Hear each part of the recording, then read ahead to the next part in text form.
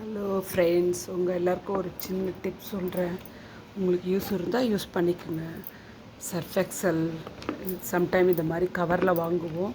Comfort கூட sometime கவரில் வாங்குவோம். அதை வேஸ்ட் பண்ணாமல் மேலே கட் பண்ணிவிட்டு நல்லா அலசி காய வச்சுட்டு நம்ம துணி கிளிப்பு இருக்குது பாருங்கள், அதெல்லாம் அங்கங்கே லோல் படாமல் இதில் போட்டு வச்சுட்டா நம்மளுக்கு ஈஸியாக இருக்கும். அப்புறம் பசங்க சாக்ஸ் எல்லாம் நம்ம இதை மாதிரி மடித்து வச்சிட்டோம்னா, செப்பல் கபோர்டில் வச்சிட்டோம்னா அவங்க ஈஸியாக எடுத்துப்பாங்க, யூஸ் பண்ணுவாங்க. உள்ளே ஒரு நாப்திலின் பால்ஸ் போட்டு வச்சிட்டா வாசனை வராது.